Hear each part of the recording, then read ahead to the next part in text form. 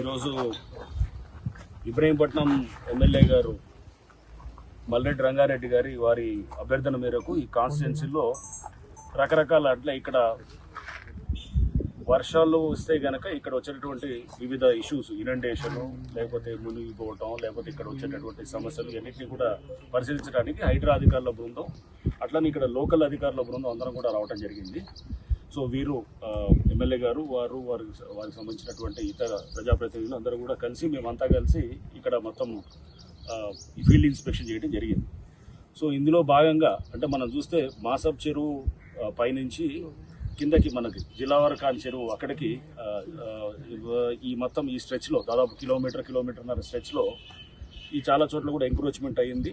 And ఇక్కడ ఇప్పుడు మనం చూస్తున్నాం డబుల్ బెడ్రూమ్ హౌసెస్ ఇది ఇక్కడ కూడా దీంట్లో ఇది యాక్చువల్గా కుంటలో కట్టినట్టు మనకు క్లియర్గా తెలుస్తున్నది. ఎందుకంటే సెల్లార్లో మొత్తం నీరు ఎట్లా అయితే మనం బతుకమ్మ కుంటలో చూసినాం నీరు ఎక్కడైతే ఊరి పైకి వస్తున్నదో అట్లా ఇక్కడ కూడా ఇది కుంటలో కట్టడం వల్ల ఆ నీరంతా ఊరి మొత్తం సెల్లార్లంతా కూడా నీళ్లమయం అయి ఉన్నది మనకు క్లియర్గా కనబడుతున్నది.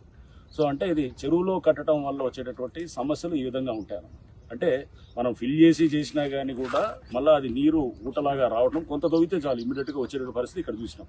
దీంట్లో ఇక్కడ చాలా కోట్లు వెచ్చించి ఇక్కడ ఈ డబుల్ బెడ్రూమ్ హౌసెస్ కట్టి దాని మధ్యలో అర్ధాంతరంగా మొత్తం ఆపేయటం కూడా జరిగింది. మనం ఇక్కడ చూసాం.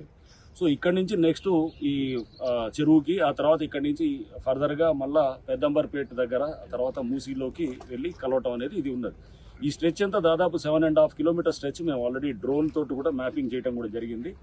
డ్రోన్ మ్యాపింగ్లో కూడా మాకు చాలా చోట్ల ఎక్కడెక్కడైతే గనక ఇది బాగా కన్స్ట్రిక్ట్ అంటే బాగా నాలా వెడల్పు తక్కువైన ప్రాంతాలని మేము తీసుకొని చాలా కాలనీస్ కూడా ఇక్కడ ఆల్రెడీ ఇప్పుడు ఇంకా పూర్తిగా రాలేదు. ఇప్పుడు మనం ఏదైతే గనక మనం కోర్ హైదరాబాద్ సిటీ చూసినట్టుగా కాకుండా ఇక్కడ ఇప్పుడిప్పుడే వస్తున్నాయి కాలనీస్. చాలా అప్పటికి కూడా చాలా డెవలప్ అయింది ఏరియా అంతా కూడా రావడంతో ఇప్పుడు ఇది రైట్ టైం. ఇట్లా టైం కనుక మనం మిస్ అయితే గనక బహుశా ఇంకో 10 ఏళ్ల తర్వాత ఇక్కడ మనం కరెక్ట్ చేసే పరిస్థితి కూడా ఉండకపోవచ్చు. సో అందుకోసం ఎమ్మెల్యే గారి అభ్యర్థన మేరకు మేము ఇక్కడికి రావడం జరిగింది.